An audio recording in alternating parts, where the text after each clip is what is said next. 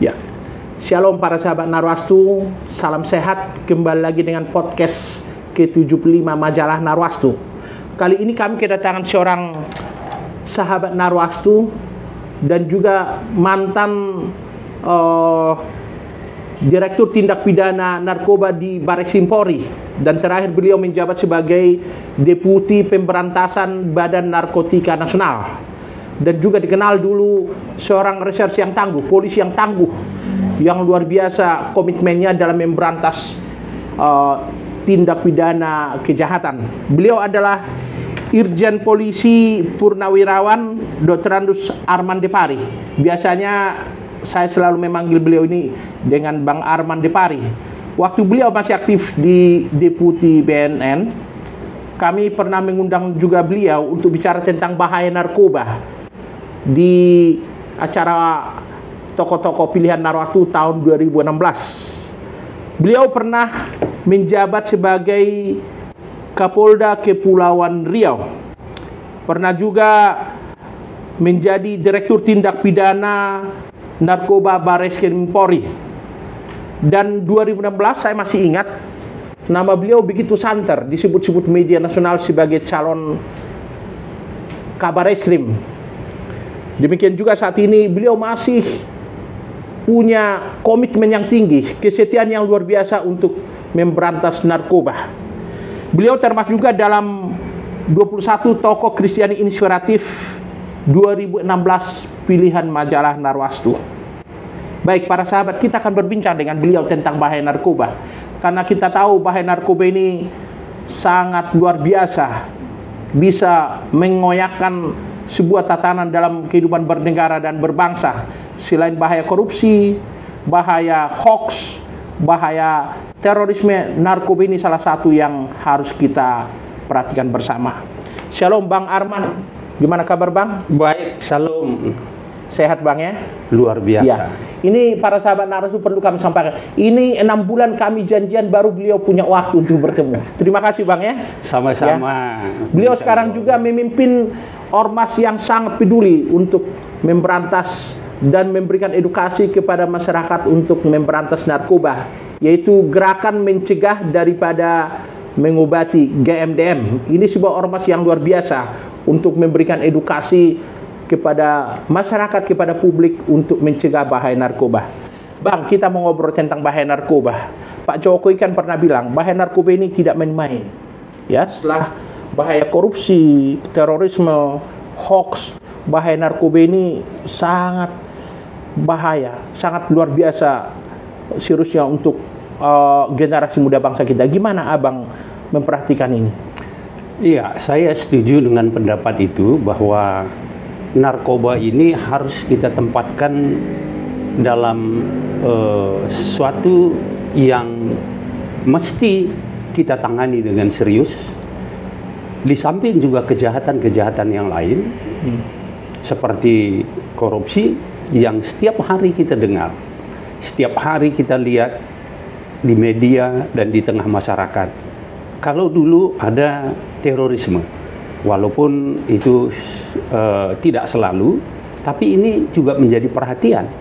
Kemudian hoax tadi disampaikan ya. Nah kemudian satu lagi memang narkoba ini, karena narkoba ini setiap saat, setiap hari dan sepanjang waktu ada mengancam kita di tengah-tengah masyarakat.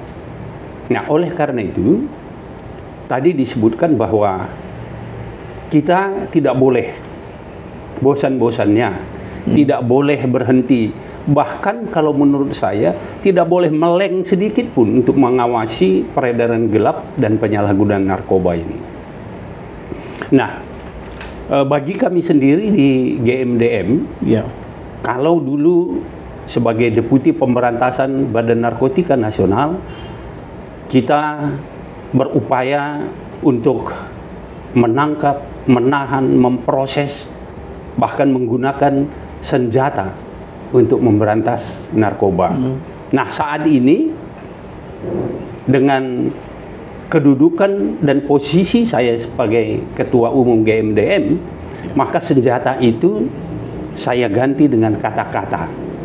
untuk memberikan pendidikan, edukasi kepada masyarakat tentang bahaya penyalahgunaan narkoba ini. Nah, ini kita tidak boleh kendur, tidak boleh berhenti, apalagi menyerah. Nah, kalau kita menyerah, itu berarti kemenangan berada di pihak sindikat. Jadi harus terus disuarakan, Bang. Harus terus disuarakan. Itu harus menjadi komitmen kita bersama. Bukan hanya aparat negara atau pemerintahan, tapi masyarakat juga harus terlibat di dalamnya. Begitu ya? Iya. Iya. Mulai dari Abang Direktur Tindak Pidana Narkoba di Bareskrim, kemudian Kapolda di Kepulauan Riau, Abang kayaknya sangat concern sekali dengan bahaya narkoba ini. Sebenarnya apa sih yang Abang lihat di sini yang begitu membahayakan, terutama generasi muda? Iya, sebenarnya narkoba ini kalau kita lihat secara umum masyarakat hanya tahu ini pengguna narkoba. Itu merusak kesehatan, merusak tatanan. Tetapi sebenarnya penyalahguna narkoba itu sangat-sangat banyak efek kerusakan yang ditimbulkan. Ya. Tadi secara kesehatan sudah pasti. Ya. Bagi mereka yang menggunakan narkoba, penyakit-penyakit menular yang paling cepat terjangkit biasanya itu HIV, AIDS, hepatitis, apalagi mereka yang menggunakan jarum suntik. Nah, kalaupun tidak itu, karena ini adalah penyalahgunaan narkotika, maka secara otomatis ketika mereka menggunakan, itu akan menimbulkan kerusakan. Kerusakan di sarafnya, saraf utamanya, yang menimbulkan penyakit-penyakit tertentu, misalnya jantungnya, tekanan darahnya, kesadarannya, kemudian itu menimbulkan sifat kecanduan. Nah, kalau sudah sampai kepada tingkat kecanduan ini, maka mau tidak mau, setiap hari, setiap waktu, dia harus mengkonsumsi narkoba. Karena kalau tidak, orang-orang di luar, bahasa pasarannya itu, dia akan mengalami sakau. Iya. Nah, sakau itu sebenarnya kalau istilah mediknya itu gejala putus obat.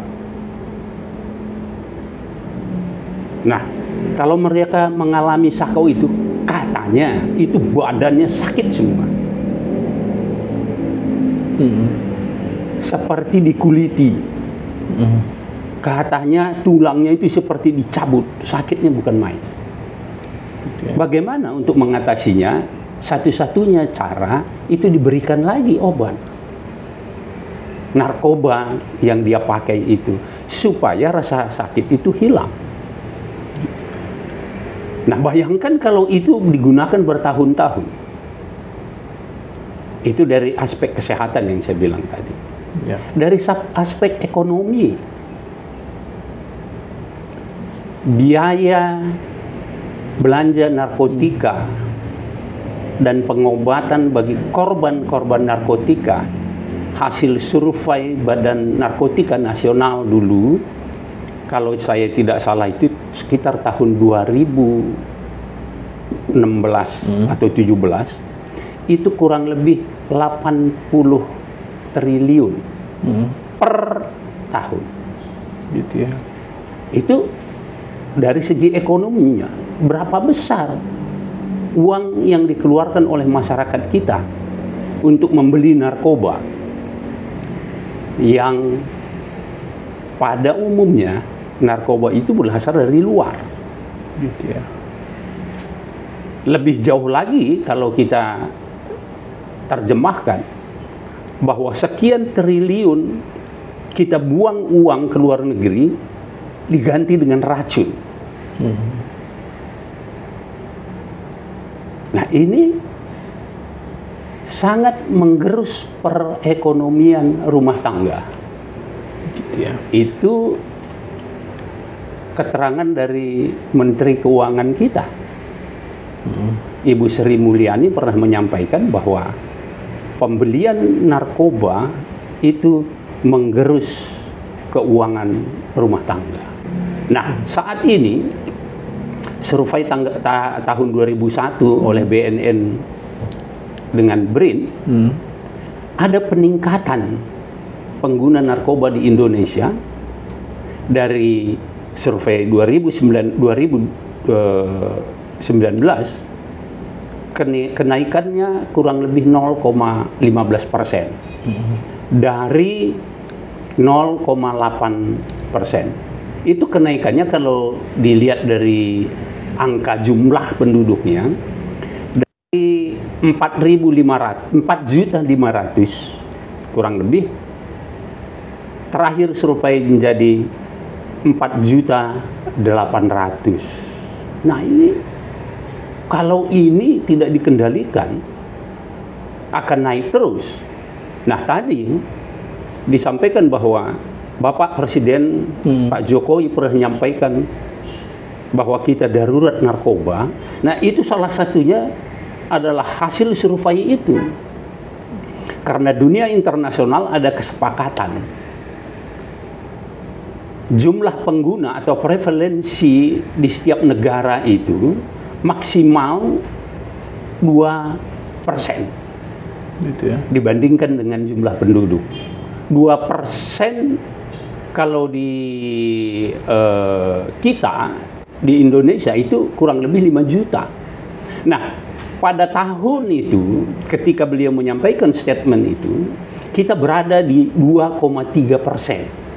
Maka itu sudah melampaui batas toleransi. Itulah alasannya, itulah argumentasinya kenapa Indonesia disebut darurat narkoba. Gitu ya. Nah, ini harus menjadi perhatian kita semua. Ini juga satu pandemi. Tapi mungkin karena itu dari hari ke hari ya begitu-begitu terus, tapi secara akumulatif itu korban banyak sekali. Ya, Bang Arman, ini menarik. Ada banyak pemakai narkoba justru masuk penjara. Sementara ini kan mestinya direhabilitasi. Menurut Abang apa sih masalahnya? Ya, ini memang perlu saya jelaskan sedikit. Penanggulangan narkoba di seluruh dunia itu diatur oleh UNODC. United Nations Office on Drug and Crime. Ya. Nah, di bawahnya itu ada CND. Ya. Nah, kita sebagai anggota PBB mematuhi konvensi-konvensi yang dikeluarkan oleh United Nations itu dari mulai tahun 1961. Pertama sekali keluar Konvensi Tunggal tentang Narkotik tahun 1961. Itu aturannya. Yang kedua tahun 1972, Convention yang terkait dengan psikotropik dan substances. Yang ketiga tahun 1988 yaitu konvensi yang terkait dengan narkotik dan psikotropik substances. Tiga ini. Nah, ternyata tiga ini kalau kita kaji isinya, artinya saya tidak mungkin menjelaskan satu persatu, tapi kesimpulan yang kita lihat bahwa tiga konvensi yang mengatur tentang pemberantasan narkoba di seluruh dunia itu menitik beratkan penghukuman, menitik beratkan pemberantasan yang muaranya adalah pemberian atau penjatuhan hukum yang keras bagi orang-orang yang terlibat di dalamnya. Nah, sampai sekarang dunia masih menggunakan itu, termasuk di Indonesia. Oleh karena itu, maka pengguna juga diancam pecandu juga, penyalahguna juga diancam dengan hukuman mulai yang terendah 1 tahun sampai 4 tahun. Padahal mereka ini adalah pengguna. Itu yang berlaku secara umum. Maka kita sebut biasanya 3 pilar pemberantasan narkoba internasional adalah tadi itu, 3 konvensi tadi. 3 konvensi tadi. Nah, sekarang muncul paradigma baru. Paradigma baru itu agak berbeda dengan ini. Nah, tadi jawabannya, kenapa para pengguna ini masih dikriminalisasi? Kenapa dipenjara? Itu tadi.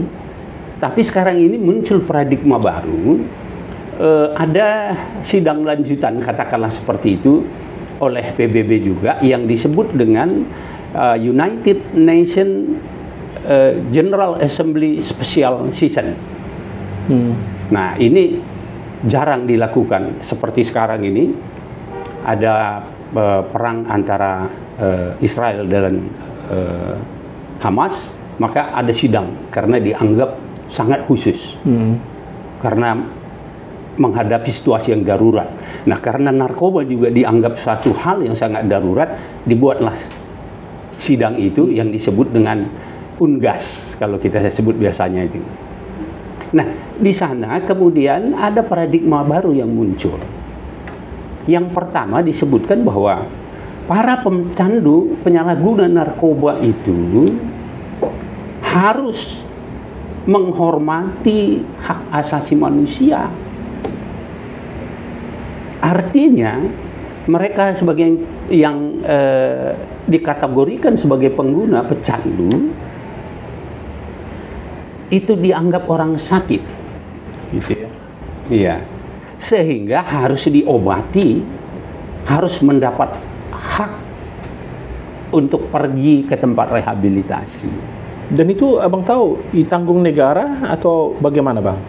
Di Indonesia, kalau pergi ke rehabilitasi milik pemerintah, itu ditanggung negara, gitu ya. Itu gratis. Nah, kembali tadi yang kedua, paradigma berikutnya, mereka menyebutkan ada dekriminalisasi.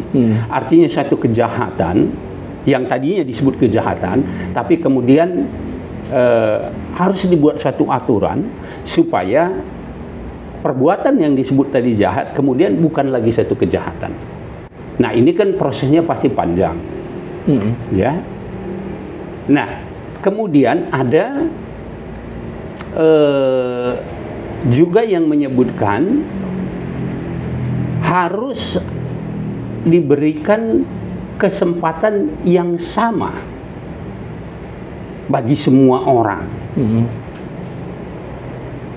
Dan mendapat perlakuan yang adil, sekalipun dia tetap di dalam proses hukum atau kriminalisasi tadi. Maka supaya tidak ada pendapat yang bertentangan, berlawanan, maka di dekriminalisasi itu tetap. Artinya, kalau dia memang melakukan satu perbuatan melanggar undang-undang tentang narkotika, ya tetap dia tersangka, diproses secara hukum.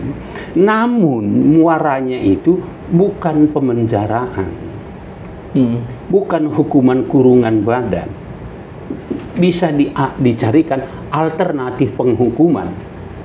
Misalnya, masuk ke rehabilitasi tadi. Gitu ya. Atau diberikan kerja sosial. Kalau tidak, anak-anak muda kita yang pada umumnya sebagai pengguna narkoba, begitu masuk, masa depannya akan hilang. Gitu ya. Kan begitu kan? Sekolahnya terhenti, hubungan dengan keluarga dan masyarakat luar terhenti. Begitu dia selesai menjalani hukuman, bukannya tambah baik, ya, malah dari pemakai keluar dari penjara bisa jadi pengedar di bandar. Oke. Tapi menurut abang ini apa sudah ada regulasinya, bang?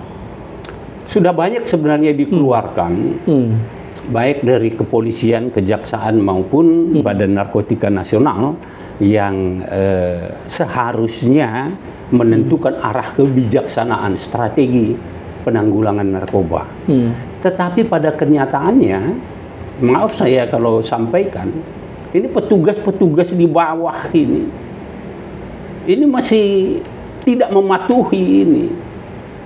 Tidak mematuhi, bisa jadi karena dia tidak tahu, pura-pura tidak tahu, atau memang sengaja melakukan itu.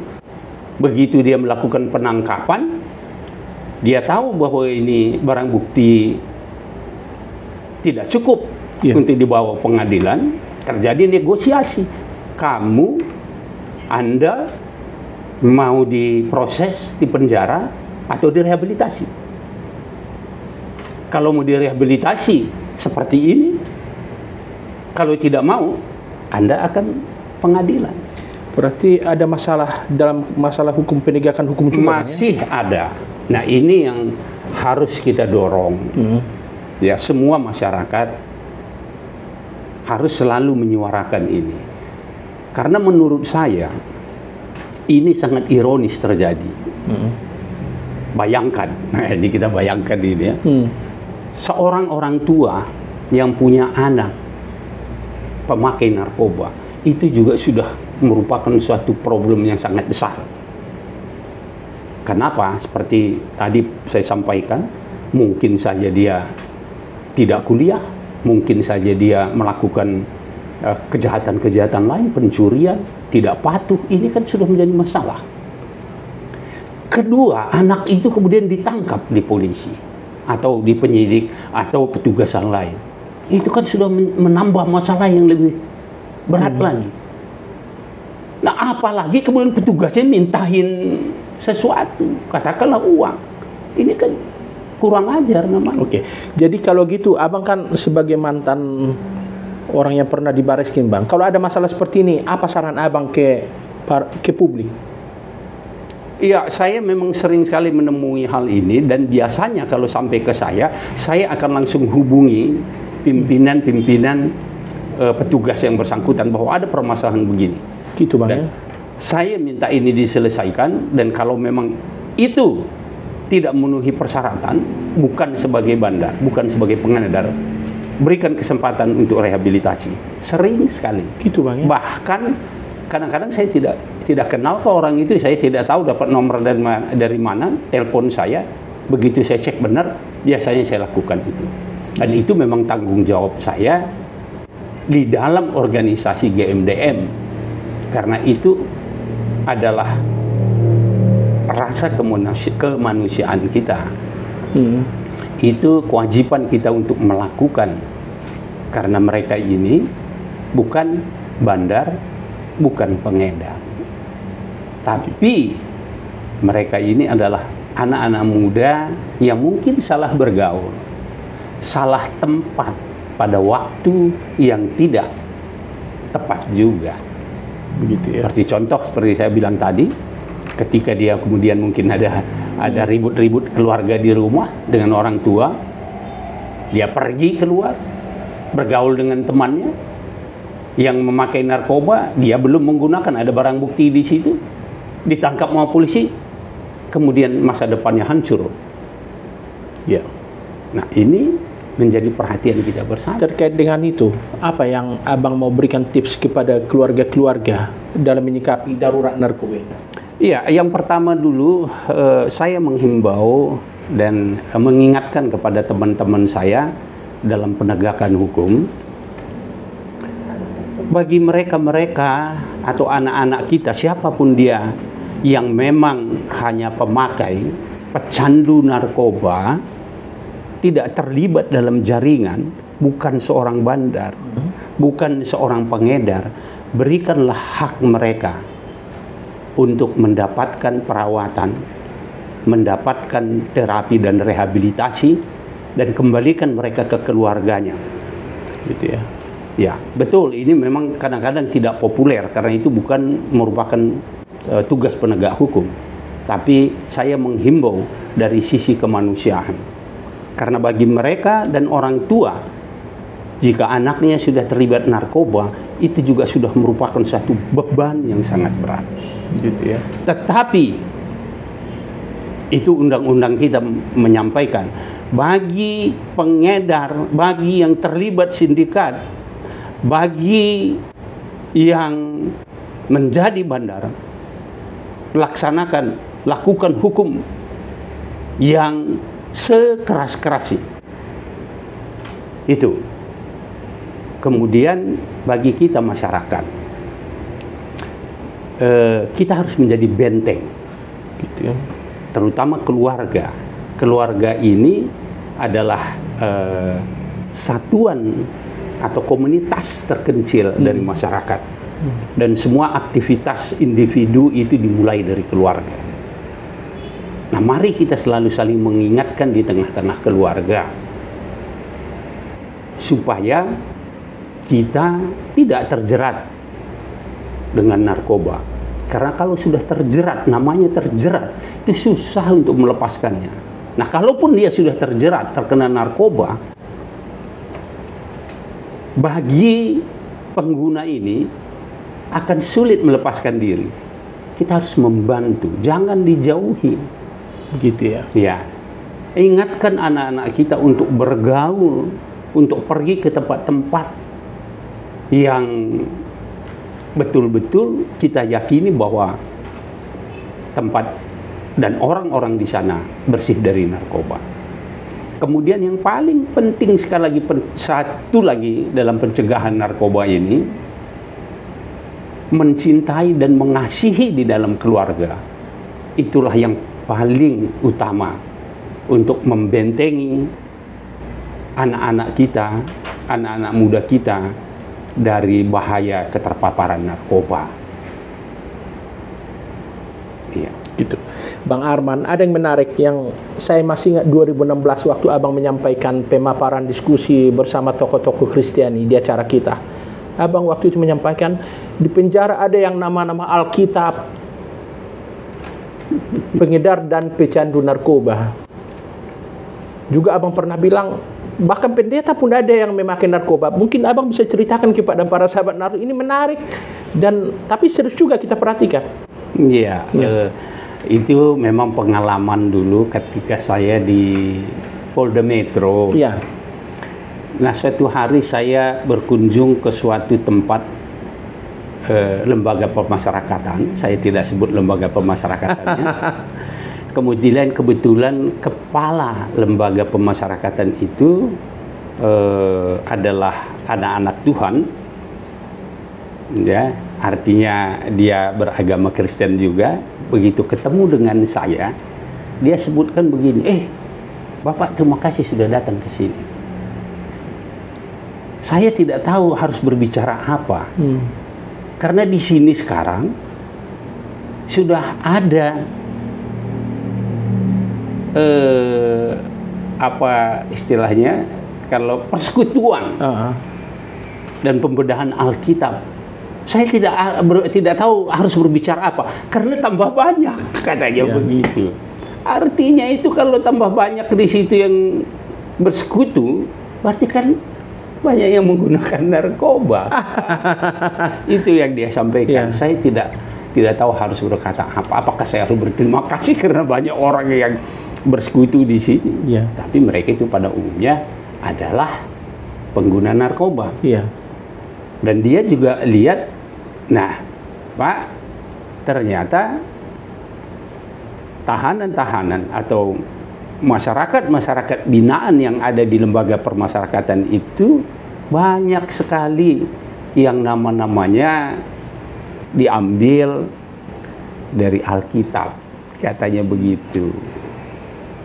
Artinya lagi bahwa ya banyak anak-anak Tuhan yang terkena, baik sebagai pengedar, bandar yang terlibat sindikat, maupun sebagai pengguna yang seperti saya sebutkan. Iya.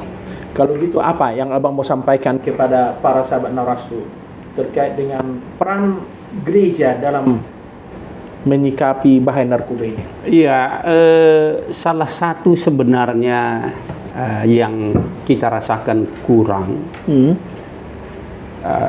di tengah-tengah masyarakat kita secara keseluruhan, bagaimana kita membentuk komunitas-komunitas.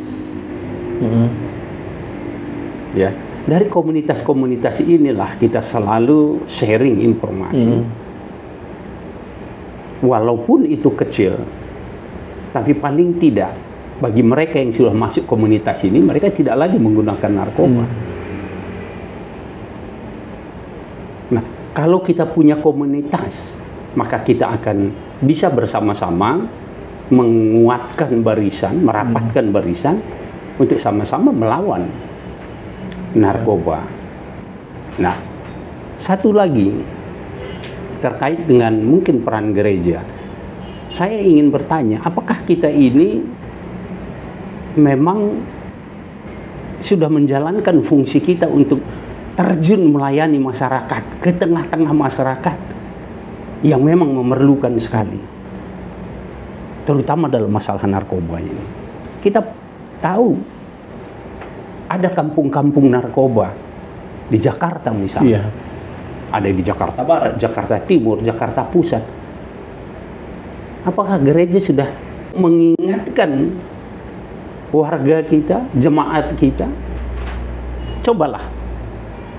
Bukan hanya kasus narkoba, barangkali juga kesulitan-kesulitan yang dihadapi atau dialami oleh masyarakat perlu kita lihat.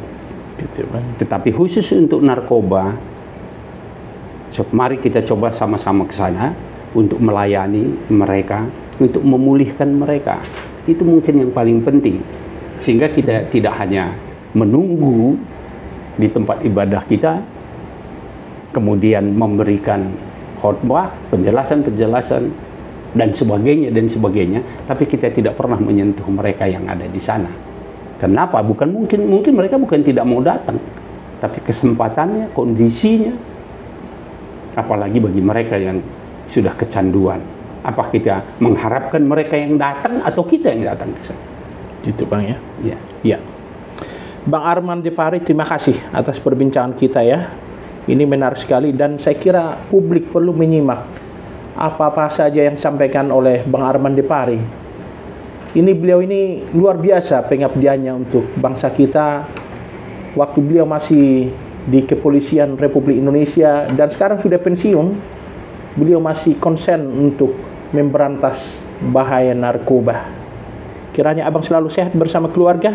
Sukses terus Bang dalam menyuarakan bangsa Indonesia harus bersih narkoba. Ya, Indonesia bersinar, bersih narkoba. Salam sehat dan waras, hidup bahagia tanpa narkoba. Ya, salam juga buat Narwastu. Terima kasih Bang. Para sahabat Narwastu, akhirnya kami undur diri. Tetap jaga kesehatan. Shalom, salam kasih Narwastu, dan Tuhan memberkati Indonesia.